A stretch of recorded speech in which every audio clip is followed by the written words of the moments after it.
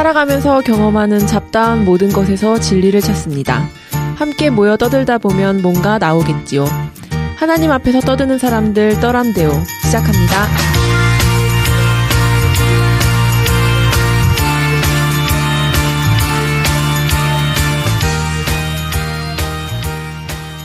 네, 반갑습니다. 떠람대오입니다. 지금 떠람대오가 지난주에 이어서 2주째 이제 심과 함께 특집으로 저희가 가고 있습니다. 많은 기대 가운데서 여러분들이 지난주에 이어서 이번 주 방송을 듣고 계실 텐데요. 너무 감사드리고요. 저희가 보니까 게시판에 댓글 중에 후원하기가 있었으면 좋겠어요. 만들어주세요라고 게르솜님이 말씀을 하셔서 저희가 지금 이 후원하기를 만들고 있는 중이고요. 이 방송을 들으실 때면 아마 그게 이제 만들어졌을 것 같습니다. 방송 들으시면서 난 이 방송과 마음뿐만이 아니라 물질로도 함께 하고 싶어 그러면 언제든지 후원하기 해주셨으면 감사하겠고요. 후원하기는 뭐 바라지도 않고 좋아요나 하트라도 좀 눌러주세요.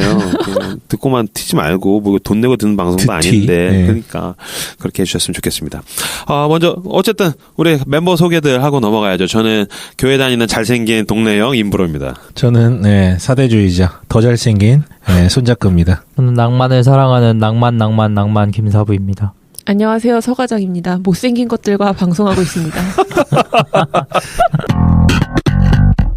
이 방송을 일주일을 기다려서 들으시는 이제 청취자분들이 이제 뭐 좀 있으시겠지만 저희가 2부작을 사실은 저희가 한 주에 몰아서 하고 있어요. 그러다 보니까 지금 사실 정신 상태들 제 정신은 아닌 것 같은데 이산화탄소가 가득하고 네, 어쨌든 파이팅 넘치게 저희가 저희가 2부 파이팅! 신과 함께 2부를 진행을 하려고 합니다. 네, 이번 주에 방송을 준비해 주신 우리 손작가님. 네, 저는 오늘 1부, 2부로 나눠서 천국과 지옥 얘기를 할 텐데요. 그것을 천국 따로 지옥 따로 하기보다는 어떤 역사적 흐름이나 어떤 테마에 맞게끔 같이 좀 묶어서 진행을 하려고 하고요.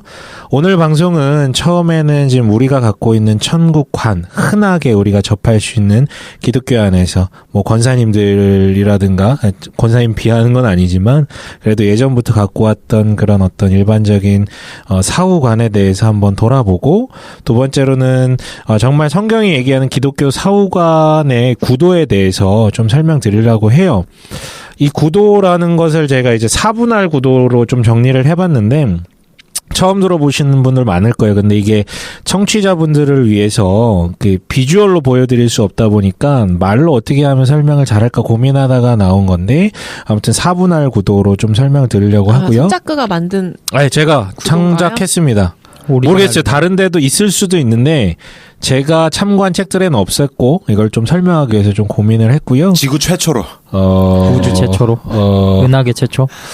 네, 사라지고 싶습니다. 네, 알겠습니다. 그리고 일부 마지막에는 그 성경에서 도출할 수 있는 복음주의권 내 기독교 사후관 중에서 그 성경에서 도출할 수 있는 합의된 요소들이 있잖아요. 이거는 성경적이다.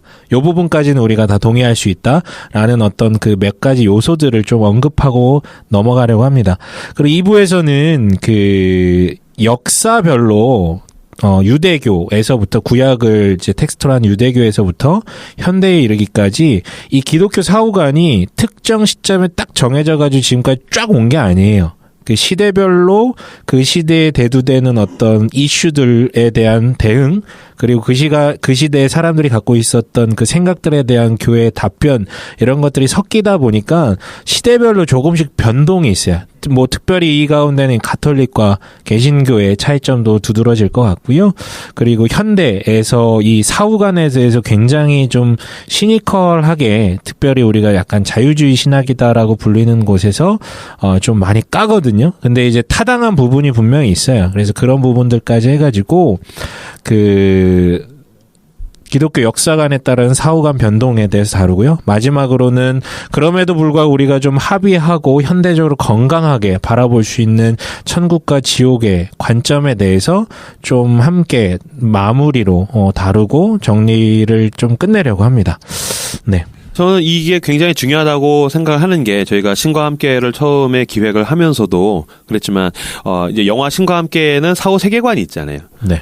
그리고 거기서 이제 동양적 세계관, 동양적 사후 세계관이 어떤가가 드러났을 텐데 사실 이거하고 기독교적 사후 세계관하고 혼동하고 있는 것들이 굉장히 많죠. 되게 많죠. 뒤섞여 있고 혼재되어 있는 것이 많은데 지난주에 서 과장님이 지난 방송에서 이제 신과 함께 웹툰과 영화를 중심으로 해서 동양과 서양의 사후 세계관을 잘 다뤄줬다면 비로소 오늘 이제 우리 손작가님께서 기독교에서 이야기하는 사후 세계관이랑 어떤 것이냐.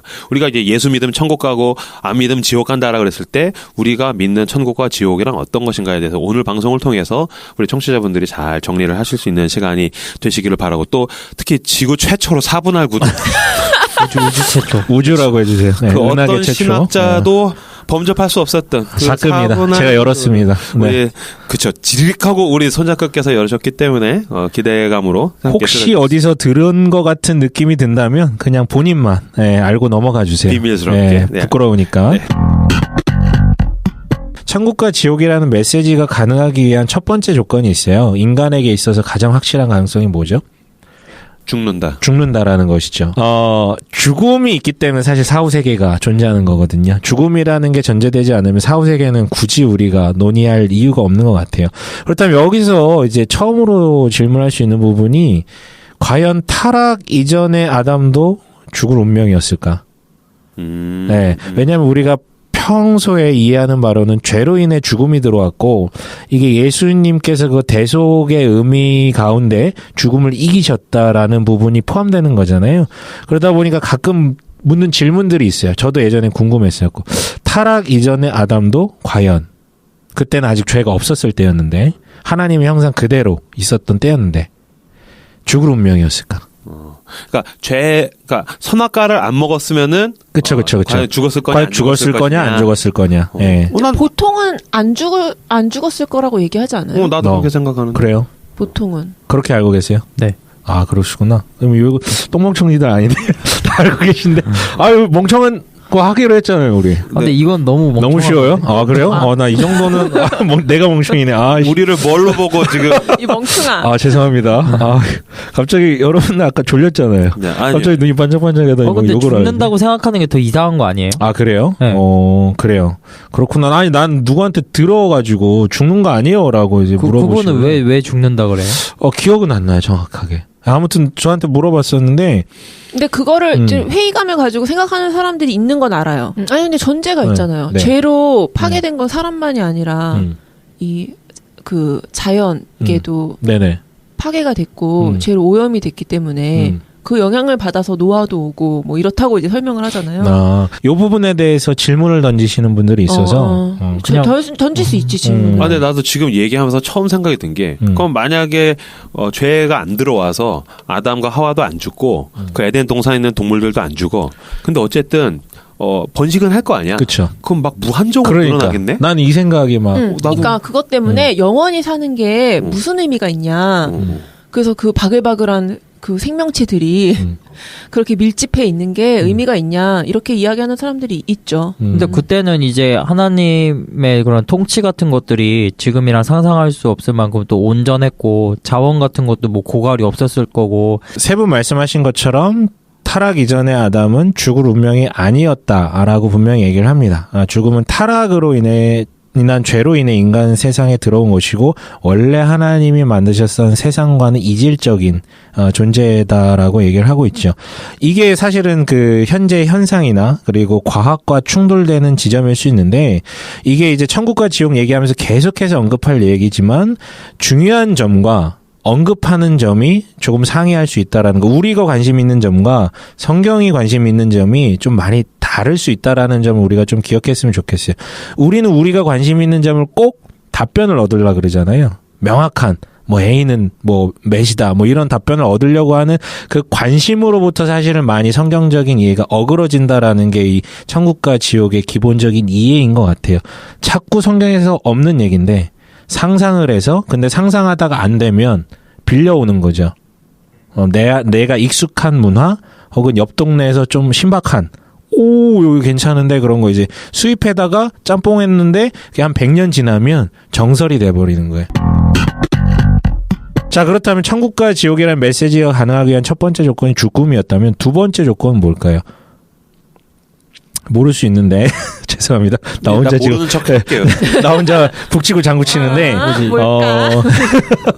궁금하다. 그 영혼이 불멸해야 된다라는 조건이 있어야 되는 거야. 예, 그렇죠.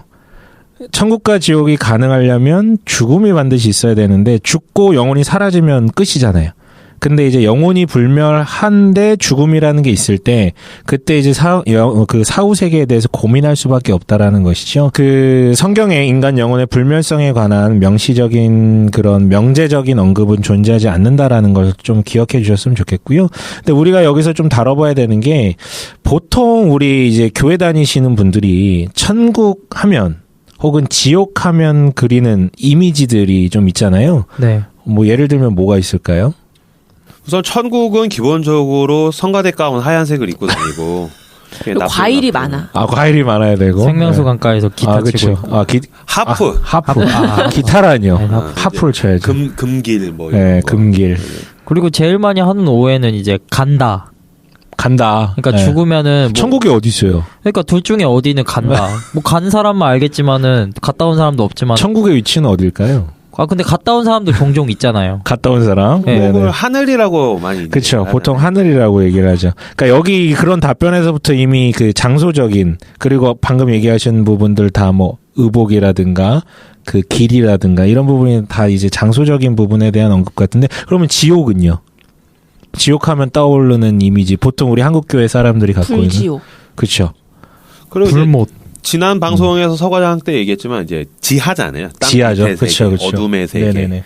그죠. 지하 10층까지 내려갔죠. 사실 이거는 그 번역할 때부터 이미 천국, 하늘과 지옥, 땅이라는 어떤 한자어를 이미 차용하면서부터 우리의 사고가 닫혀버렸죠. 사실 성경에서는 천국과 지옥의 장소적인 부분에 대해서 하늘이다, 땅이다라고 얘기를 하고 있지는 않죠. 물론 이제 번역상 우리가 뭐 층천, 뭐 삼층천이라든가 하늘이라는 표현을 많이 쓰긴 하지만 그것이 이제 하나님을 나타내기 위한 표현이었지. 하늘 위에 천국이라는 장소가 있다라는 것을 드러내기 위한 부분은 아니었거든요.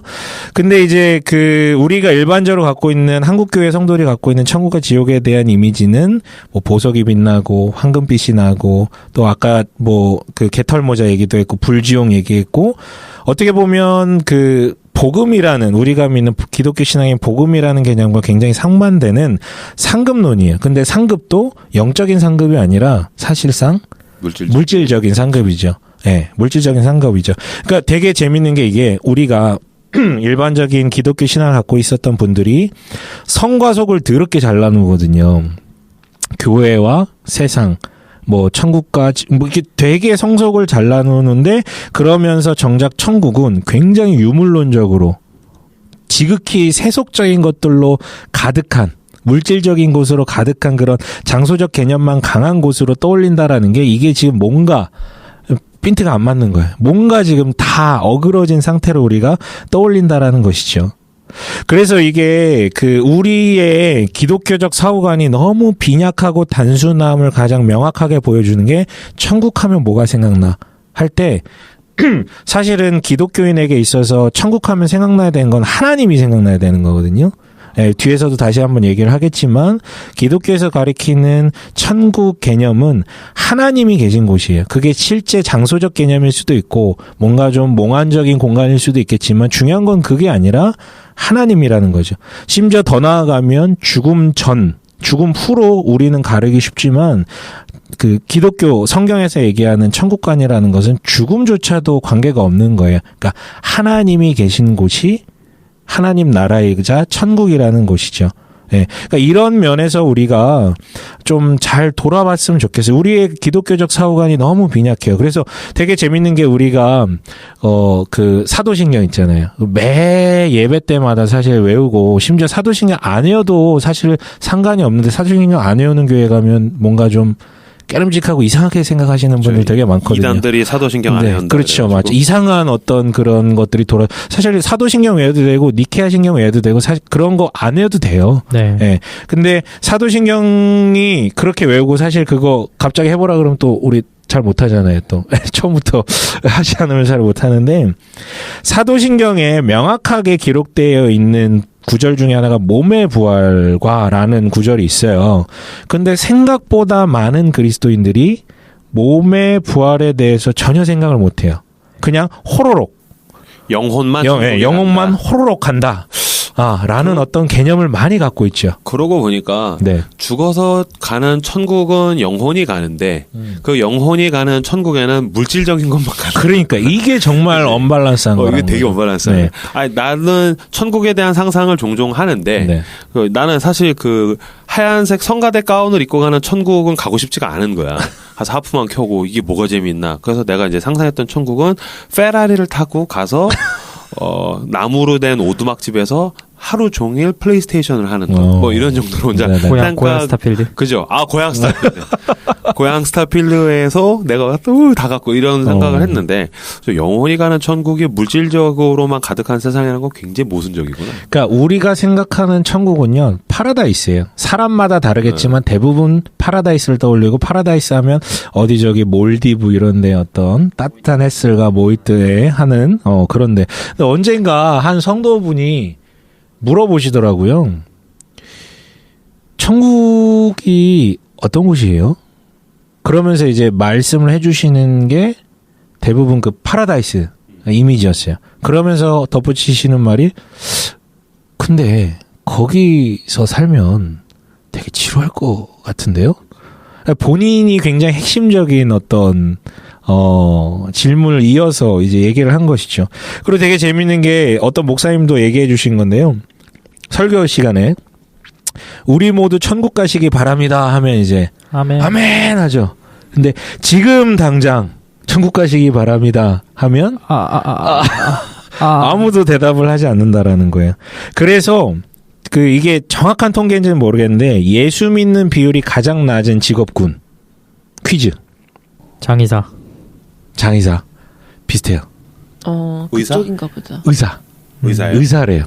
이게 정확한 통계에서 나온 건 아니고 제가 어떤 책에서 본 건데. 기독교인들이 안 죽고 싶어하고 이런 그쵸. 거 봐서. 오히려 그리스도인이라는 이름을 갖고 있는 사람들이 죽음을 쉽게 받아들이지 못하고 힘들어하고 어려워하는 거예요. 차라리 불교 신자들이, 그러니까 윤회의 사상을 제대로 믿는 불교 신자들이 오히려 더 담담하게 받아들이는 모습을 보면서 그러니까 그들의 갖고 있는 어떤 그 지적 엘리트주의 때문일 수도 있는데 이런 어떤 경향성도 포함되지 않았나라고 얘기를 하는 것이죠.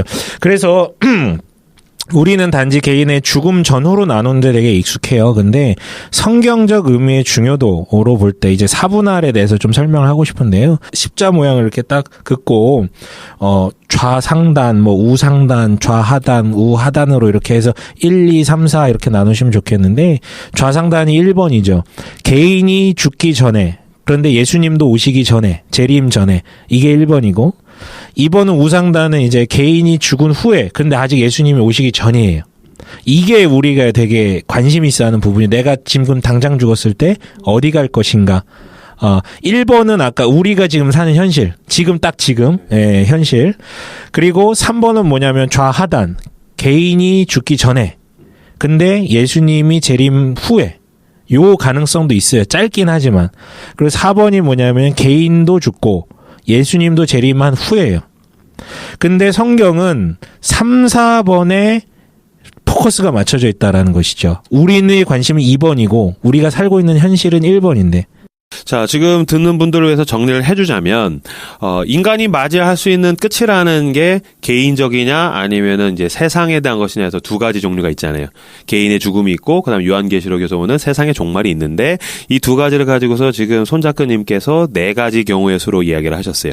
그래서 첫 번째가 개인은 죽지 않았는데, 세상의 종말도 오지 않은 것. 그게 1번. 그렇죠?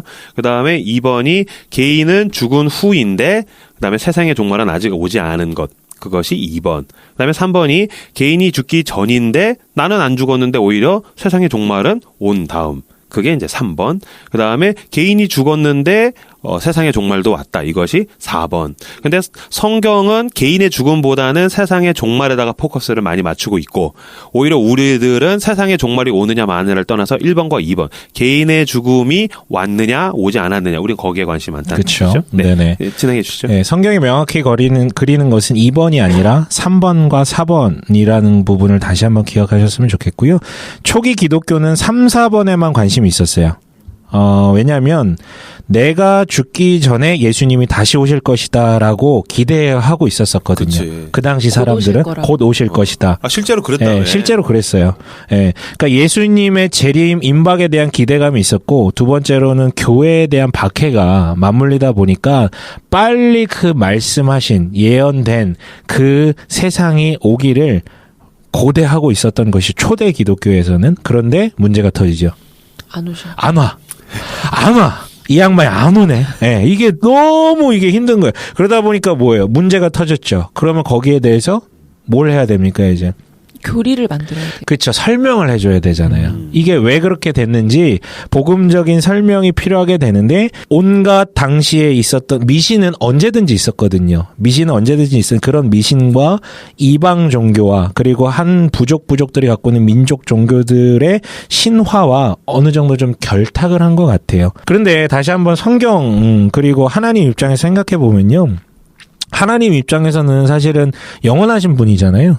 시간의 유무로 하나님이 판단되지 않는 분인데 하나님 입장에서는 선을 하나 쭉 그었을 때 영원이라는 시간의 선 안에 굉장히 짧은 구간 2번이라는 이 짧은 구간에만 집착하는 것밖에 안 되는 거죠. 그러니까 개인이 죽고 났는데 예수님이 아직 오시기 전 심판되기 이전은 우리 입장에서는 되게 긴 기간처럼 보이는데 사실 성경에서 여기에 집중하지 않는 이유는 하나님의 시간 입장에서 보면 더럽게 작은, 너무나도 짧은 그런 어떤 시간인 거죠.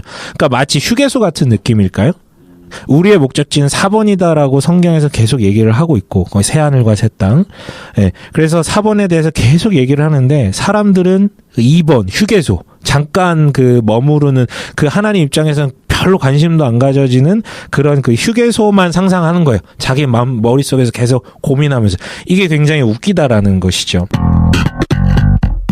성경에서 도출할 수 있는 복음주의권 내 기독교적인 사후관이 좀 있어요. 복음주의라고 제가 말씀드리는 이유는 우리가 성경을 진정으로 믿고 우리가 이제 어느 정도 합의 볼 수 있는 건강한 신앙을 갖고 있는 교단들의 연합을 우리가 복음주의라고 얘기를 할 수 있는데 디테일에서는 좀 달라지는 것이죠. 침례교와 뭐 성결교와 그리고 뭐 감리교나 뭐 이런 부분들이 조금씩 얘기를 다르게 할 수는 있지만 그래도 다 합의 볼 수 있는 몇 가지 요소가 있거든요.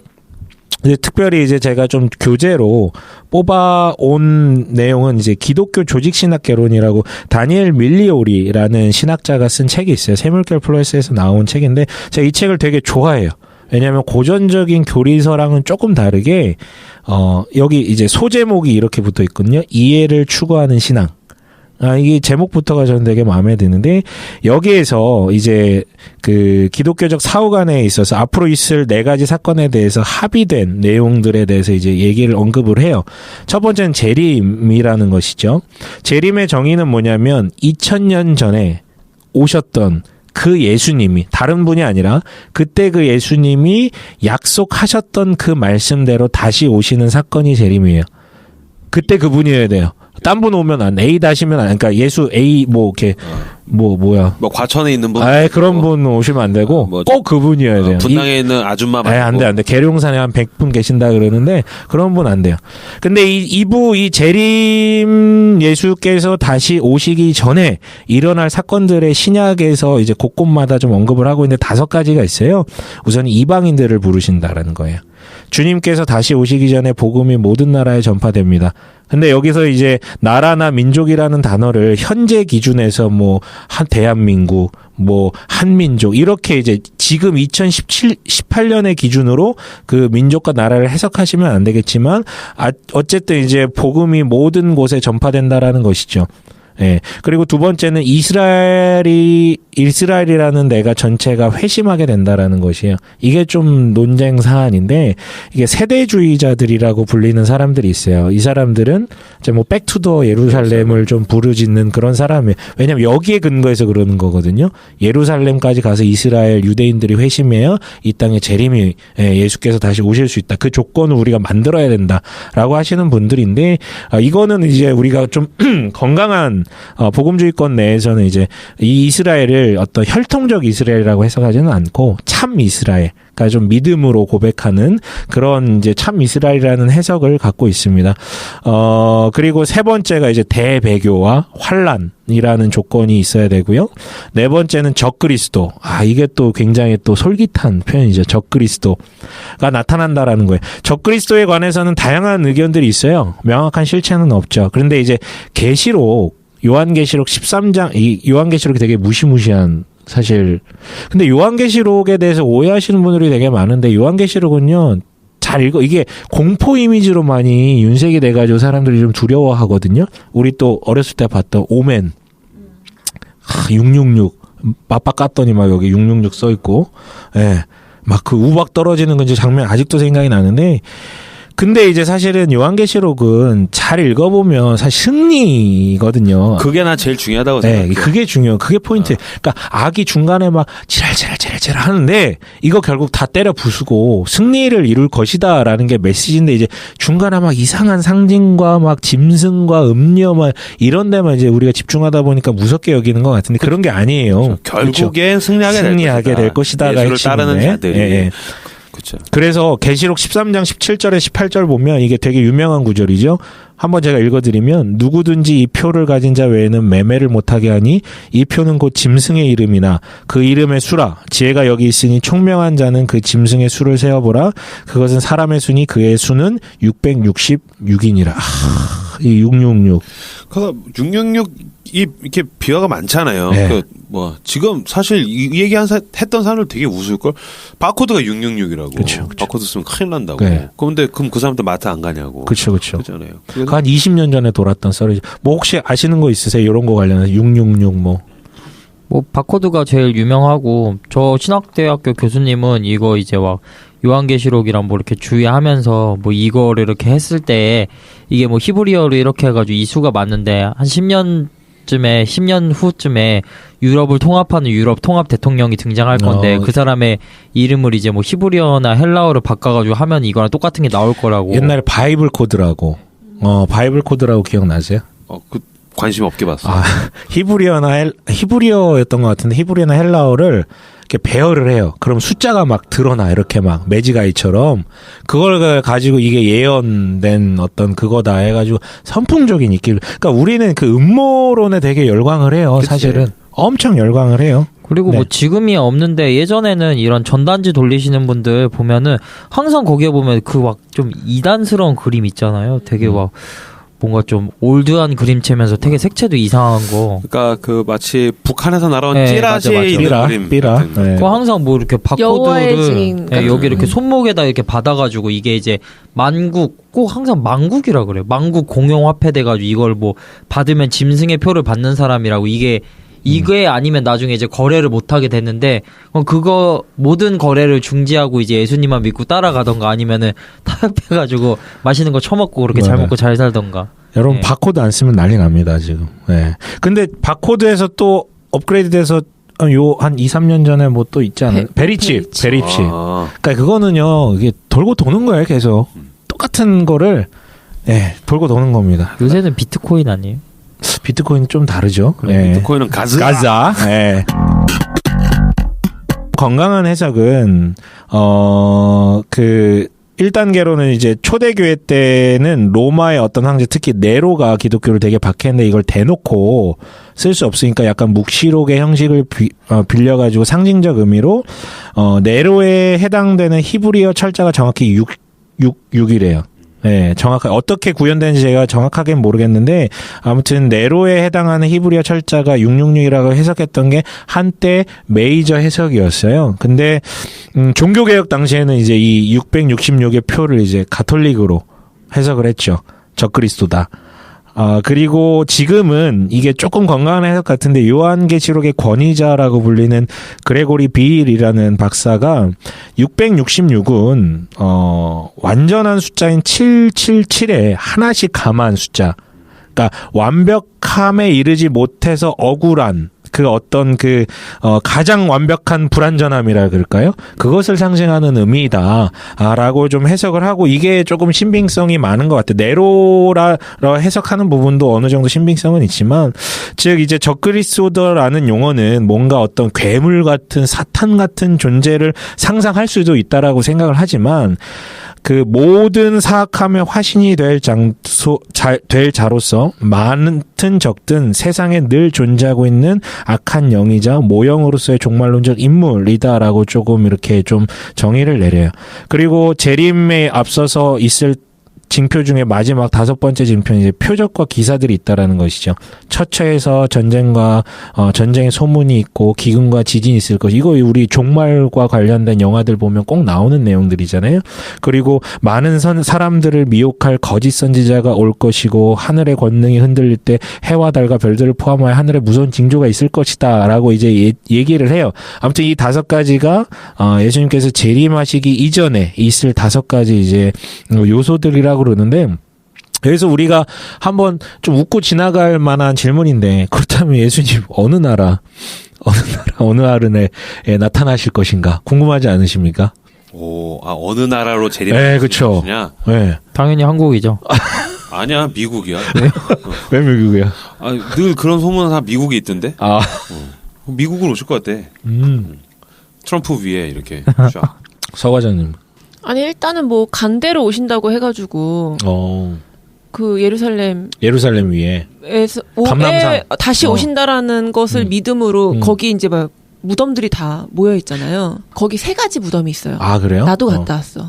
그 새 신앙을 가지고 있는 무리들이 다 각자의 믿음으로 거기에 이제 자기 안치기를 원해요. 근데 이제 기독교인들은 가신 모습 그대로 오실 거기 때문에. 근데 복음서에 보면은 인자가 다시 오실 때에는 모든 사람이 알 수 있게 그렇게 온다고 한 구절이 있잖아요. 맞아요. 네. 뭐 이렇게 요즘 뭐 과학 기술 발달하고 그랬으니까 스크린 X도 있고 그러니까 예수님 정도 스케일이면은 일단 뭐 천사들이 나팔 한번 이렇게 쭉 해가지고 그게 뭐 할지 않을까요? 그러니까 미국이지. 스케일을 그렇죠. 좀 미국이 중개해주면 되니까. 그럼 헐리우드로 오시겠죠. 네, 헐리우드로. 네. 맞아요. 그 어느 나라 상공에 나타나실 것인가라는 질문. 근데 이제 우리 김사부가 얘기했듯이 모든 자리에서 동시적이고 가시적으로 볼 수 있다라는 거. 뭐 구체적인 방식은 몰라. 예수님 뭐 분신술을 쓸 수도 있고 뭐 홀로그램으로 터트려 주실 수도 있고. 초대형 예수님으로 오는 거 아니에요? 그럴 수도 있죠. 네. 근데 그러면 지구 반대편에 못 보잖아요. 네? 못 보잖아요. 지구 반대편에. 아니 뭐 손바닥이 지구만하게 해가지고 이렇게 감싸고 있는. 네. 말도 안 되는 소리를 진짜. 이번에 개봉한 어벤져스 인피니티 워에서 네. 빌런 타노스처럼 이렇게 해가지고 태평양을 빵 찍어가지고. 네. 그렇군요. 아무렴 예수님이 빌런처럼 타노스 같이 오시겠어. 그렇죠. 어쨌든. 네, 설득되네. 네. 그래서 아무튼 상상이네. 네, 상상은 우리가 마음대로 할 수 있을 것 같아요. 근데 분명한 것은 어느 나라에 있든 어디에 있든 주님의 오심을 누구나 다 볼 수 있다라는 것이죠. 구체적인 방식은 모르지만, 근데 뭐 예수님이 시차에 따라서 뭐 미국 찍었다가 이렇게 비행기 타고 이렇게 돈은 그렇게 없어 보이는 개념으로 오시지는 않을 것 같고, 동시에 오신다라는 거예요. 그리고 이제 재림이라는 요소가 하나의 어떤 합의된 요소이고 두 번째가 이제 최후의 심판이다라는 게 있다라는 거예요. 그러니까 재림과 연계된, 소위 말해서 우리가 기독교에서는 천년 왕국설이라고 얘기를 하거든요. 천년 왕국이 있다라는 거예요. 이게 근거가 어디냐면 요한계시록 20장에 보면은요, 1절부터 6절까지 이거 다 읽어보면 좋겠지만 중요한 것은 여기에서, 그리스도께서 1000년 동안 왕노릇 하신다라는 개념이 있어요. 네. 1000년 동안. 그러니까 이거를 이제 문자적으로 그대로 받을 것이냐, 아니면 은유적으로 받을 것이냐, 여기에 대한 논쟁인데, 지금 기독교 한 2000년간의 역사상 가장 많이 신봉되었던 게 사실은 문자적으로 그대로 받는 거였어요. 그러니까 역사적 전천년설이라 그래서 1000년 왕국이 있기 전에 예수님께서 재림하신다라는 것이죠. 근데 이것도 되게 재밌어요. 예수님이 재림하는데 7년 간격으로 이중으로 재림을 해요. 뭐냐면 첫 번째 사건은 내려오다 버퍼링이 걸린 잠깐 멈추시는 거야. 하늘에서. 그러면 이제 땅에 있는 성도들이 여기서 딱 우리 알만한 그 단어 있죠. 땅에서 성도들이 휴거. 예. 올라가는 거예요. 그러니까 맞이에 예수님 버퍼링 걸리신데 이제 영접하러 이제 나가는 것이죠. 그래서 살아있는 성도들은, 그러니까 지금 현재로서 그 당시 시점에서 살아있는 성도들은 휴거되어 하늘로 올라가고 밑에 있는 사람들 그 모습을 보고 미치고 펄쩍 뛰는 거죠. 진짜 있었네? 그러면서 이제 복음 전파가 일어나서 대규모 회개가 있는 것이고 이 7년의 후반기에 대환란이 닥칩니다. 그리고 7년의 마지막에 주님이 진짜 지상에 강림을 하시는 것이죠. 이때 염소와 양으로 분리가 되고 죽었던 성도들이 일어나고 적그리스도가 멸망하고 사탄은 1000년 동안 갇힙니다. 그리고 이제 그리스도를 중심으로 한 천년왕국이 이 지상에 실제로 구현이 되는 것이죠. 그리고 1000년 기간 동안 사람들은 계속 살아있어요. 여기서 다 끝난 게 아니었어요. 1000년 기간 동안 사람들이 살면서 회심도 실제 일어나고, 왜냐면 그 당시에 또 태어난 사람들도 있을 거 아니에요. 회심도 일어나고 1000년의 마지막 때쯤 되면 다시 풀려난 적들이 총공격을 합니다. 이때 사탄도 다시 나타나서 죽었던 악인들이 부활하여서 흰 보좌, 백보좌라고 옛날에 얘기를 했는데 흰 보좌 앞에서 최종 심판을 받게 될 것이라는 것이에요. 그리고 나서 새하늘과 새 땅, 최종 그 완성된 왕국이 생겨난다라는 것이. 근데 여기에 대해서는 지금은 그 어떤 학자들도 그렇게 동의하지는 않아요. 지나친 문자적 해석이라고 얘기를 하는 거죠. 이런 식으로 해석을 하면요, 신천지의 성경 해석이 맞아요. 14만 4천 명만 구원 받아야 되는 거예요. 그리고 휴거 자체도 잘못된. 그쵸. 네. 그래서, 성경 전체 흐름과 우리가 좀 매칭을 해봤을 때 이런 해석은 너무 무리가 있지 않는가. 그러니까 이게 무조건 잘못됐다라고 치부하기 좀 어렵지만 그래도 무리가 있지 않는가. 그렇게 되면 신천지도 우리의 한 형제로서 우리 함께 걸어가야 되겠죠. 그 다음에 이제 후천년설이 있어요. 천년 왕국이 있은 후에 재림하시길 것이다라는 것이죠. 그래서 이거는 조금 성경이랑은 살짝 빗나간 것 같은데 그 동양적 세계관 얘기할 때도 언급됐던 부분이 좀 있는 것 같은데요. 전 세계를 향해 점차적으로 퍼져나갈 복음이 결국에는 지금과 비교할 수 없을 정도로 엄청난 효력을 발휘하게 되어서요. 어떤 특정한 사건이 없는데도 천년 왕국이 도래하는 거예요. 세상이 좋아져가지고. 네. 그래서 예수 그리스도의 교회를 위한 풍성한 복의 시대가 시작될 터인데 이때 유대인들도 참여하게 되고요. 근데 이 현대 후천년설은요, 천년 왕국이 아까도 얘기했지만 진보에 의해서, 세상의 진보에 의해서 자연스럽게 점차적으로 생겨날 것이다라는 것이죠. 이거는 어떻게 보면은 이 시대에 설명하기는 쉬워요. 예수님 재림 없이 우선 천년 왕국이 자연스럽게 사역을 통해서, 사역이라든가 인간. 근데 이거는 약간 성경적이라기보다는 제가 해석한 바로는 그래요. 그 한때 세상이 되게 좋아졌잖아요. 기술 문명의 발전으로 인해서 그 어감과 결합되어 가지고 나타난 어떤 주목받은 교리가 아닌가. 세상이 점점 좋아지는 거야. 네. 근데 납득하기에는 이게 더 쉽겠네요. 쉽죠. 이거는 특별한 기적적인 부분에 대해서 언급 안 해도 되고 성경에 있는 그 천년 왕국이라는 부분을 자연스럽게 녹아낼 수 있으니까. 근데 이제 중요한 건 성경과 전혀 조화가 안 돼요. 그리고 네네. 말씀하세요. 전천년설이 너무 뭐랄까 너무너무 판타지 같이 그런 부분이 많으니까 그 버퍼링 그것도 너무 걸리고 하니까 이게 그냥 뭐 성경이랑은 조금 안 맞지만은 현대인들이 납득하기엔 훨씬 더 세련된 것 같아요. 그러니까 역사적 전천년설 이것도 사실은 한 뭐 문단에 이렇게 명확하게 이렇게 된다가 아니라 여기서 뽑아가지고 문자적으로 이렇게 될 것이다라고 짬뽕해놓은 거고요. 후천년설은 성경과는 별로 조화가 안 되죠. 근데 설명하기는 좋고, 근데 너무 약간의 인간 중심의 긍정주의 아닌가. 그리고 약간 제국주의적 세계관의 영향을 받아서 이런 어떤 이론이 나온 거 아닌가라는 생각이 들고요. 지금 현대에 굉장히 건강한 교단들이 언급하고 있는 부분은요. 무천년설. 천년왕국 없다.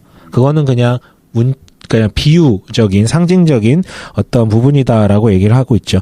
그리고 이제 세 번째 합의된 사항은 몸의 부활이 분명히 있을 것이다. 아까도 언급을 했지만요. 우리의 구원은 육체와 영혼을 모두 포함합니다. 예.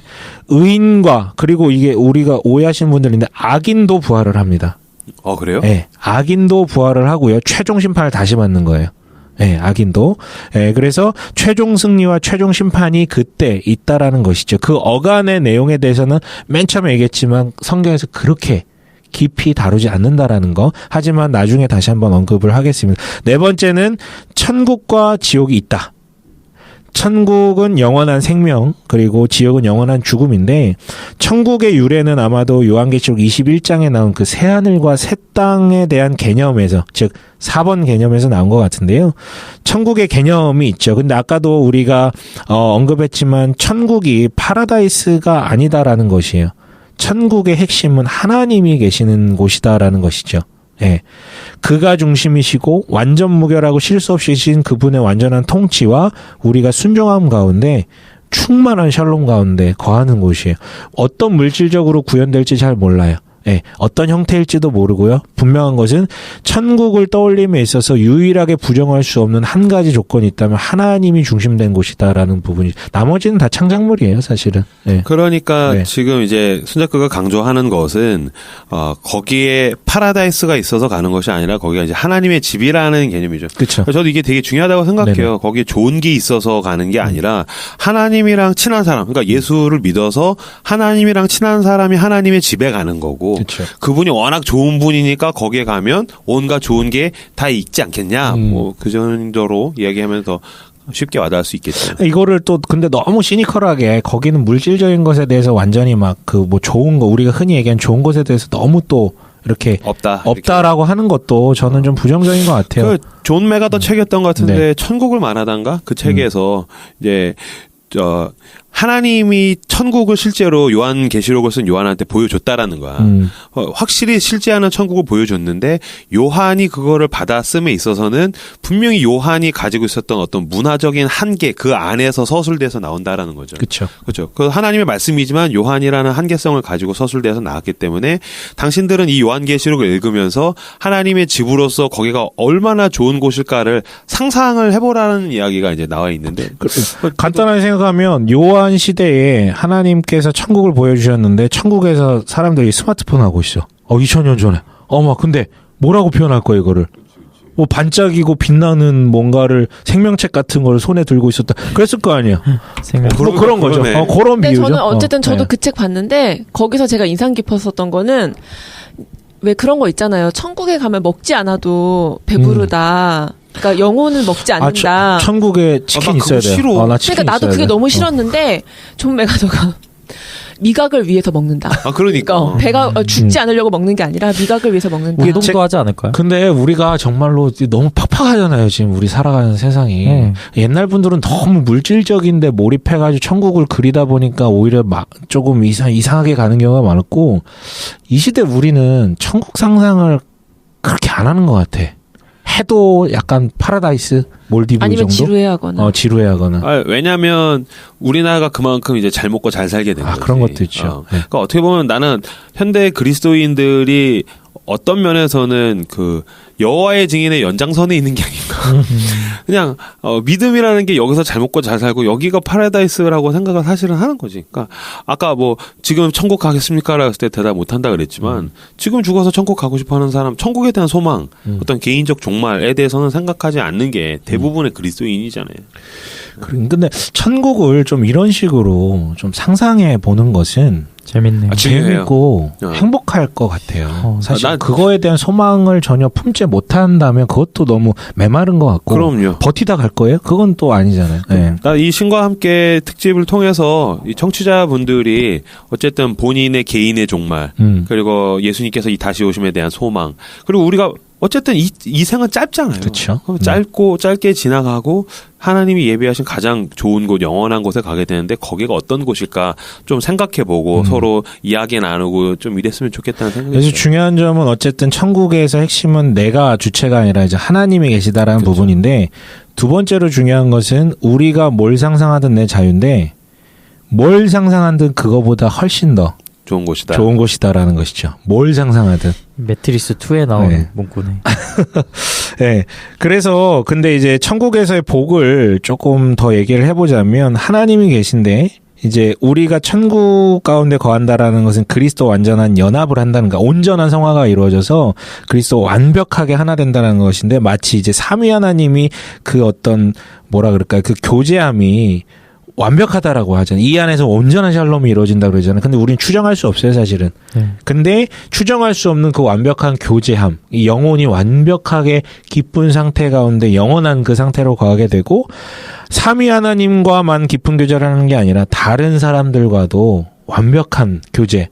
그러니까 막 그 어떤 타인의 어떤 저 새끼가 날 어떻게 생각, 이런 어떤 그런 고민, 어떤 그 번민 없이 완벽한 교제 가운데 있다라는 게 이제 핵심이에요. 조금 마무리를 짓자면, 천국까지만 좀 하고 잠깐 쉬면 좋겠는데요. 아까 얘기했지만 그리스도의 완전한 연합, 그리고 하나님과의 완벽한 교제, 타인과의 완벽한 교제가 있을 것이고요. 하나님의 형상, 그러니까 최초에 만드셨다 그러니까 하나님의 형상이 완성이 되는 것이고, 또 영생, 그러니까 아무런 불완전함이나 혼란스러움이 없는 가장 충만한 삶을 살아간다라고 얘기를 해요. 그리고 우리 아까 얘기했지만 몸의 부활도 믿습니다. 그런데 이런 몸뚱이는 아니겠죠, 설마. 지금 이런 비루한 몸뚱이는 아니겠죠. 그러니까 우리가 추정할 수 있는 부분은 예수님의 부활체. 부활하신 이후에 잠깐 이 땅에 머무르셨을 때 그 부활체가 우리가 훗날 입게 될 육신의 어떤 프로토타입?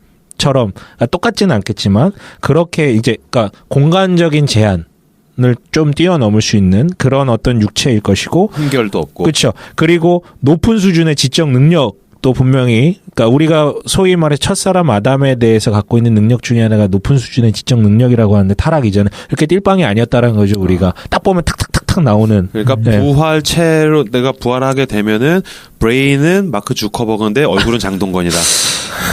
뭐 어찌됐든 죄송합니다. 네. 성형을 하시는 건 아니죠, 주님이. 순간이동. 그거 그대로. 우리 맨날 그거 알죠. 내 모습 이대로. 끔찍한데? 천국이 아닌데?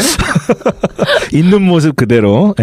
아무튼 그래서 높은 수준의 지적 능력을 분명히 그러니까 지적 능력이 IQ가 높다라기보다도 우리는 굉장히 장면만 기억할 수밖에 없는 되게 안타까운 존재들. 기억력도 계속 감퇴되고 그리고 어떤 사안이 딱 나타났을 때 이면에 있는 것을 볼 수 없어요, 저희는. 통찰 능력이 한계가 있기 때문에. 근데 그때에는 이제 마치 고린도전서 13장 12절에 있는 것처럼 지금은 거울로 보는 것 같이 희미하나 그때는 얼굴과 얼굴을 대하여 볼 것이요 지금은 내가 부분적으로 하나 그때는 주께서 나를 하신 것 같이 내가 온전히 알리라. 그러니까 모든 부분에 대해서 우리가 통찰력을 가지고 세상을 바라볼 수 있다라는 것이죠. 그리고 장소가 또 변한다라는 것이죠. 새하늘과 새 땅이라고 불리는 그곳으로 갈 것이라는 거. 근데 아예 새로운 창조물일지 아니면 지금 있는 이 세상의 갱신일지 리모델링. 네, 리모델링일지. 근데 리모델링이 이제 우리가 생각하는 수준의 리모델링은 아니고 터만 여기에서 이제 되는 것인지에 대해서는 의견이 분분하죠. 네. 지옥은 잠시 브레이크 타임 가졌다가 2부에서 드디어 지옥에 대한 이야기 지옥으로 갑니다. 들려드리도록 하겠습니다. 쉬겠습니다.